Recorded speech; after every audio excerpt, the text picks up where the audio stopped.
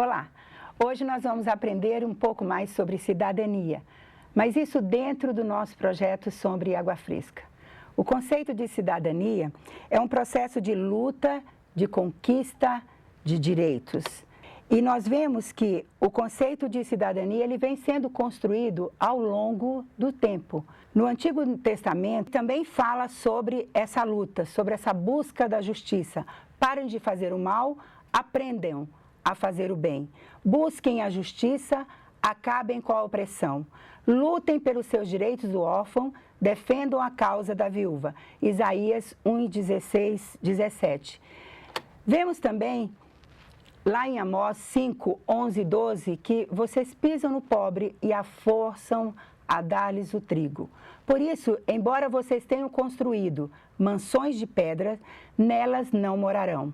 Embora tenham plantado vinhas verdejantes, não beberão do seu vinho, pois sei quantas são as suas transgressões e quão grandes são os seus pecados. Vocês oprimem o justo, recebem suborno e impedem que se faça justiça ao pobre nos tribunais.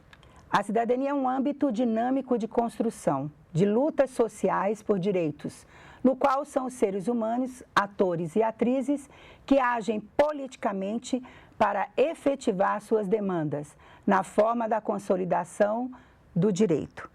E aí nós vemos que no projeto Sombra e Água Fresca tem essa preocupação de trabalhar a cidadania, e essa cidadania está direcionada para o desenvolvimento de valores.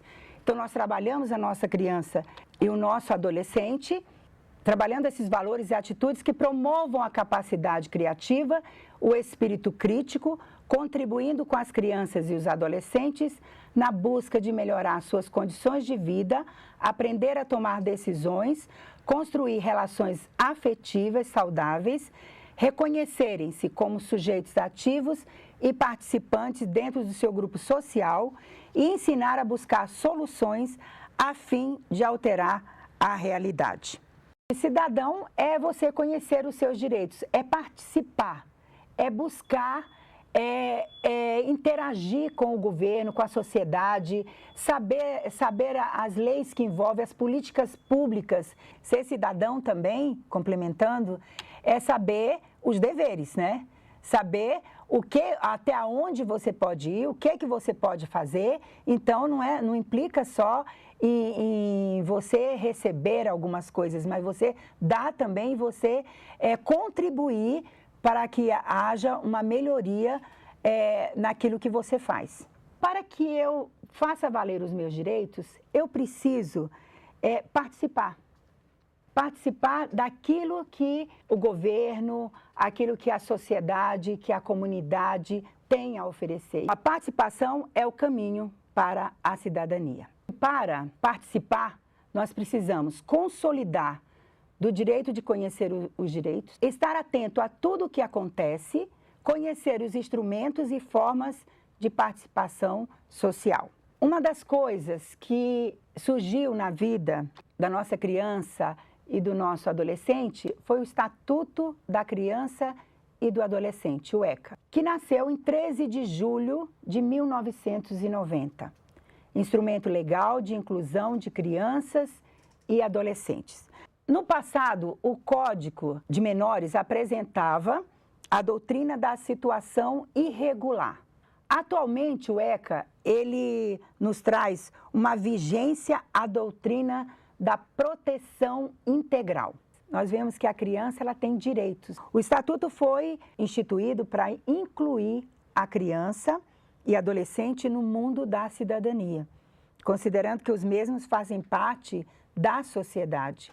Então, nós vemos que o Estatuto da Criança, ele veio para facilitar o trabalho do educador, o trabalho das pessoas que trabalham com a criança.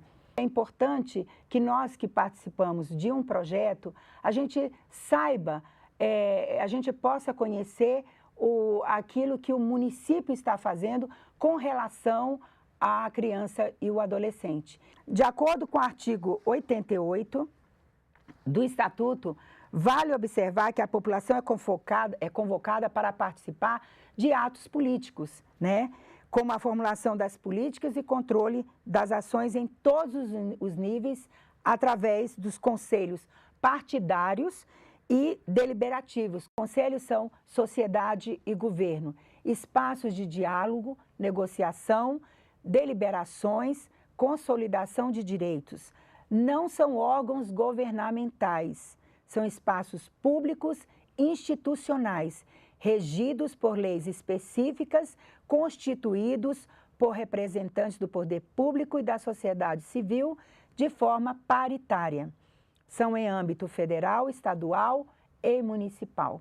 Então, esses conselhos são espaços de diálogos e são entre sociedade civil e governo. A sociedade civil está ali para cobrar do governo uma posição. O governo está ali para dar o atendimento a essas solicitações. Então, ali não são órgãos governamentais. Muitas das vezes as pessoas nem se aproximam porque dizem, isso é governo, então nós não vamos... Não, é sociedade e governo. O Conselho do Direito da Criança e do Adolescente, ele é consultivo, deliberativo e fiscalizador da política de proteção, atendimento e defesa do direito da criança e do adolescente. O Conselho Municipal do Direito da Criança e do Adolescente é um conselho que é municipal, é ali que está próximo a você. Então, se você não conhece, busque onde ele se encontra, o que ele faz, o que você pode fazer como educador. Você pode ser parceiro desse conselho e pode dar muitas contribuições a partir do projeto Sombra e Água Fresca, porque é ali que é o teu trabalho. Ali você vai ter problemas, vai ter dificuldades e talvez o Conselho Municipal do Direito da Criança e do Adolescente pode te ajudar, dizendo onde se encontra o Conselho Tutelar, aonde você pode ir, com quem que você vai falar. E nesses conselhos também no município, nós encontramos o Conselho Tutelar, que é o braço forte da sociedade para zelar pelos direitos das crianças e adolescentes. Esse Conselho Tutelar pode ser eu, pode ser você, basta que nós possamos ir atrás, verificar como é que funciona. E aí nós podemos nos engajar, nós podemos cobrar também se está sendo feito esse papel por esse Conselho Tutelar. E o CONANDA, que é o Conselho Nacional dos Direitos da Criança e do Adolescente, que está aberto, não é uma coisa fechada, não é um conselho fechado. Você pode conversar com os conselheiros, você pode buscar subsídios para que você faça melhor o teu trabalho no projeto Sombra e Água Fresca. A 9ª Conferência dos Direitos da Criança e do Adolescente, ela tem como um objetivo geral mobilizar o sistema de garantia de direitos e a população em geral para a implementação e monitoramento da política nacional e o Plano Decenal dos Direitos Humanos da Criança e do Adolescente. O Plano Decenal de Direitos Humanos de Criança e Adolescente, ele foi trabalhado em eixos, diretrizes e objetivos estratégicos. Eixo 1, promoção dos direitos da criança e adolescentes. Eixo 2, proteção e defesa dos direitos. Eixo 3, protagonismo e participação de crianças e adolescentes. Eixo 4, controle social da efetivação dos direitos. Eixo 5, gestão da política nacional dos direitos humanos de criança e adolescente. Esses eixos, foram 5 eixos, vão ser mais trabalhados ainda no município. Então, eu convoco a todos vocês a se mobilizarem, a andarem, a ir atrás desses conselhos, do Conselho Municipal, para vocês se inteirar melhor sobre como é que nós vamos trabalhar esses eixos daqui para frente. E trazer isso como uma melhoria para o nosso projeto.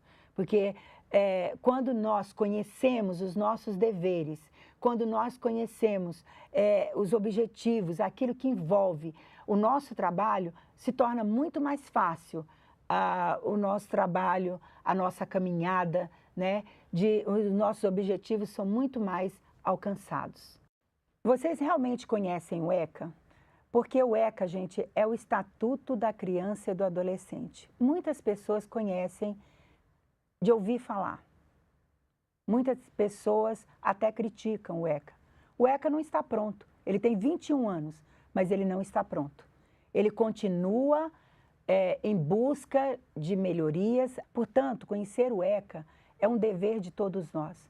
Nós precisamos saber que lei é essa, para podermos fazer melhor e ter um melhor papel com essa criança e o adolescente. Então, entre no site da Secretaria de Direitos Humanos e ali vocês vão poder buscar e saber o que é o ECA, o que é o departamento, o que é o conselho, o CONANDA, e ali vocês vão poder conhecer melhor, para melhor trazer as informações para o seu adolescente, para a sua comunidade. Porque trabalhar com adolescente, você também trabalha com a família. E trabalhando com a família, você precisa levar informações. O que aquele adolescente precisa, o que aquela família precisa, que leis que ela pode recorrer, e até você mesmo para atender determinadas situações em que se encontram a sua criança e o seu adolescente. O que nós precisamos é dar visibilidade ao Estatuto da Criança e Adolescente, a esses conselhos, às conferências, esses espaços de participação para a nossa comunidade. Dizer, olha, isso existe. Como trabalhar a questão do ECA, como trabalhar as questões da criança e adolescente, os direitos da criança e adolescente. Conhecer o Estatuto da Criança e Adolescente não é só um privilégio do educador, mas também da criança. Elas precisam saber dos seus direitos, né? Que ela tem direito à segurança, direito à comida, direito à saúde, direito a esportes, a lazer. Então, nós poderíamos trabalhar essas questões, esses direitos, com as nossas crianças também do projeto ou da nossa comunidade. Abrir um espaço na comunidade, levar a igreja até as ruas para fazer uma feira, construir uma cidade com relação aos direitos e a criança passar a vivenciar cada direito. Você pode fazer também um dia. Faz sobre um direito, trabalha só aquele direito, depois passa para um outro momento, trabalhar outro direito. Façam exposições, convide alguém do Conselho Municipal, convide alguma pessoa do Conselho, o Conselho Tutelar para estar com vocês, para dar uma palestra para os pais. Nós temos no dia 18 de maio, contra o abuso sexual contra criança e adolescente. Então, essa é uma data especial. Procure saber outras datas contra o trabalho infantil, tantas outras para vocês se organizarem e fazerem algo para a melhoria da comunidade. E levar levar informações para essa comunidade. Como denunciar, como fazer isso, como fazer aquilo. Nós podemos fazer nessas datas especiais também alguma coisa. Mas que essa criança passe também a conhecer os seus direitos.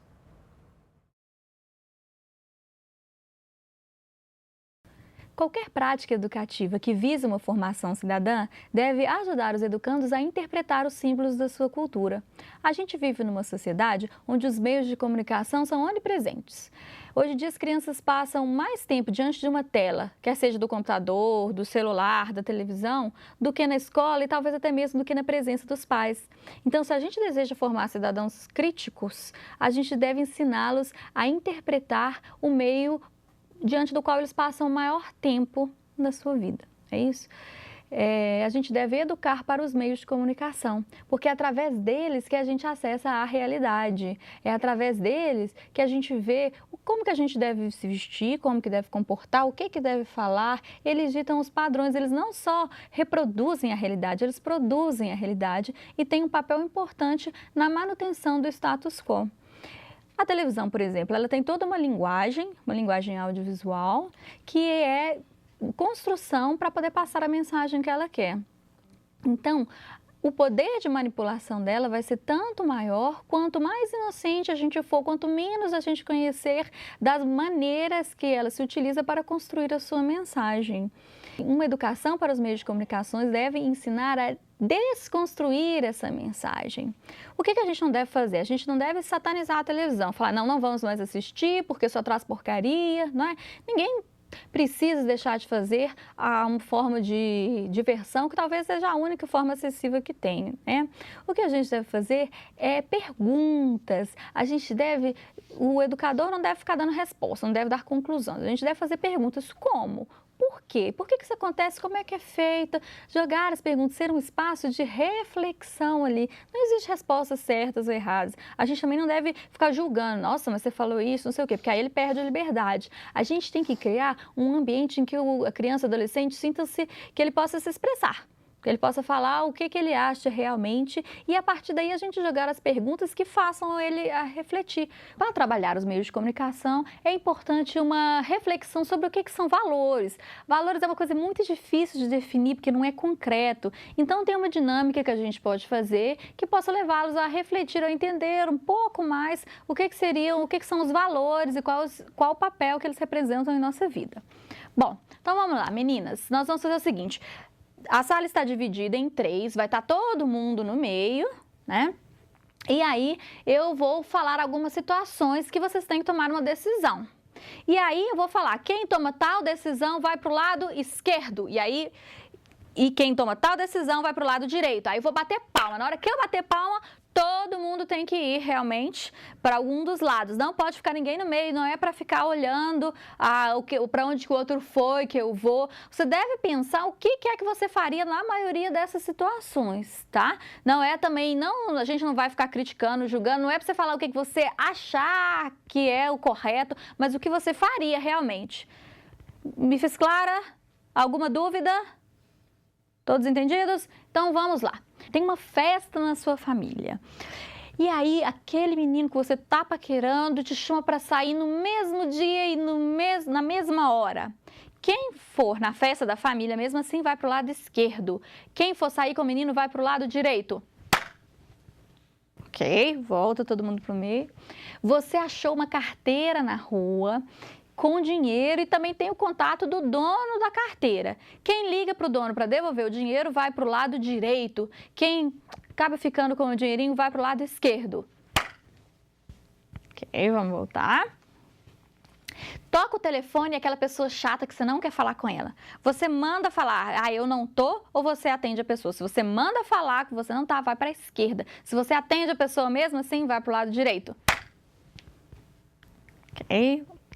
Tem aquela aula chata que você não gosta. Aí um colega seu fala para você sair e ir assistir um filme com ele. Quem vai na aula mesmo assim vai para a esquerda, quem vai assistir o filme vai para o lado direito.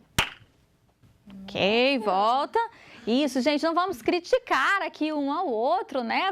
Cada um tem as suas atitudes e aí depois a gente vai discutir isso. Por que é que vocês fizeram essas escolhas? Por que vocês decidiram ir na festa? Porque tem outras oportunidades de sair. De sair com o rapazinho. E você? Que a família é mais importante que ele. E por que vocês... Quem foi que falou que não atende o telefone? As duas. As duas? Por que vocês não atendem o telefone? Porque ela é chata. Porque ela é chata? Mas aí vocês mentiram, né? Mandaram falar que não tá. Mentira. Que mais? Por que vocês ligaram pra pessoa da carteira, não foi? Por quê? Porque não era meu. E aí não é meu. E aí o que a gente usa para tomar essas decisões são os valores que a gente tem. Então, quando você liga e fala, isso não é meu. Então, que valor? Por que você está fazendo? Por que você acha que não é certo? Ou por que você não vai ficar com algo que não é seu? Porque é errado. Porque é errado. Porque você já ouviu falar em honestidade? Então, é uma questão de honestidade, talvez, né? Até. Mas tem gente que pode preferir ficar com o dinheiro porque ele tem um valor que é mais assim, se dá bem na questão financeira, né? O dinheiro. Que valores vocês podem ver que apareceram nessa situação? Quem decide ficar na família está valorizando mais o quê? A família, né? E quem decide sair com o menino? Tá valorizando mais naquele momento o amor, muito bem. Dá para compreender um pouco o que são valores? São aquilo que a gente tem e que a gente usa para tomar as decisões da vida, porque todo dia a gente tem que fazer decisões, não é? E a gente fala, mas o que eu faço? Não, se um valor para mim importante é a honestidade, eu gosto de dinheiro também, mas eu prefiro a honestidade, então eu vou ligar para aquela pessoa, né? Se aquela pessoa chata, eu não gosto de mentir, ninguém gosta de mentir realmente, mas eu também não gosto de falar com aquela pessoa chata, então o meu valor nesse momento vai ser mais o prazer, digamos, né? Ou não ter o desprazer de conversar com aquela pessoa, do que, na verdade, ter a honestidade mesmo. Né? Então, assim, cada momento da nossa vida, a gente não sempre se pauta por um valor, não. Mas todos os valores, cada vez a gente toma uma decisão de acordo com o valor que a gente tem. De onde será que vem os valores da gente? Quem influencia nos nossos valores? Da igreja. A igreja, muito bem. A família, super importante. Será que talvez os meios de comunicação também? Será que os meios de comunicação falam pra gente quais valores melhor? Por exemplo, sempre nas novelas tem amor, um pouco. Muito bem. Então, os valores são aquilo que a gente utiliza, que são nossos, que cada pessoa tem, que utiliza, que nos ajudam a tomar a decisão.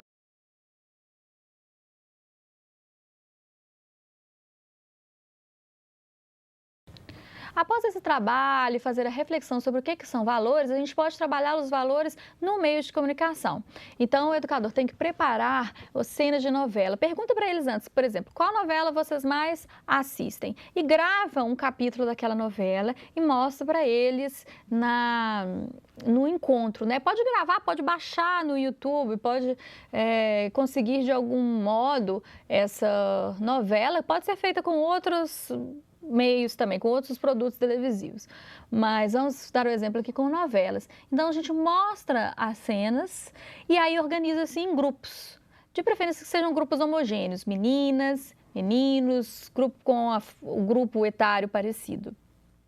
E aí eles vão ter que responder algumas perguntas, que são: de que cenas mais gostaram? E aí devem escolher 2 ou 3 cenas e vão falar sobre estas cenas. Aí elas vão ter que definir que temas estas cenas abordam, vingança, traição, amor, paixão, enfim. E aí eles vão ter que identificar quais os valores que estas cenas apresentam. É amizade, é família, é ganância, o dinheiro, né? E aí eles vão ter que parar e refletir que valores a respeito desses mesmos temas vocês têm. Né? Então pode até refletir, vocês acham que as novelas sempre mostram isso? Essa personagem agiu com esse valor é o que a gente tem? Como que acontece? Será que todas as novelas são assim ou só aconteceu nessa? Enfim, a partir dos momentos de jogar essas perguntas, eles começam a refletir sobre os valores que são transmitidos e começam a analisar, será que é esse valor que eu tenho? Outra reflexão que pode ser dada, uma variação dessa atividade dos valores, é utilizando a publicidade.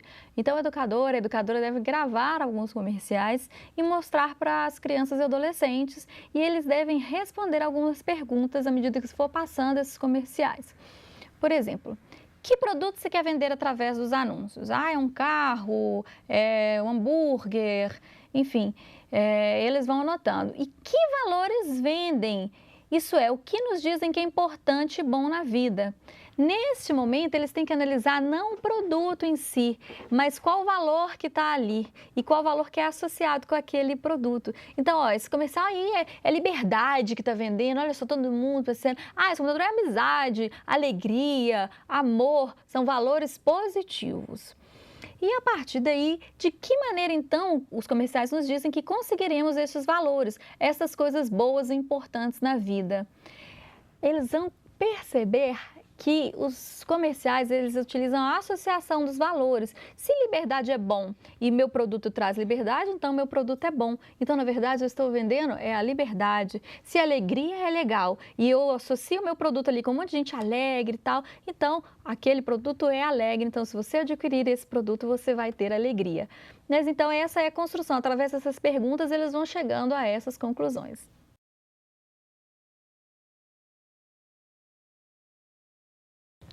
Após esse trabalho e fazer a reflexão sobre o que são valores, a gente pode trabalhar os valores no meio de comunicação. Então, o educador tem que preparar as cenas de novela. Pergunta para eles antes, por exemplo, qual novela vocês mais assistem? E grava um capítulo daquela novela e mostra para eles no encontro, né? Pode gravar, pode baixar no YouTube, pode conseguir de algum modo essa novela, pode ser feita com outros meios também, com outros produtos televisivos. Mas vamos dar o exemplo aqui com novelas. Então a gente mostra as cenas e aí organiza-se em grupos. De preferência que sejam grupos homogêneos, meninas, meninos, grupo com o grupo etário parecido.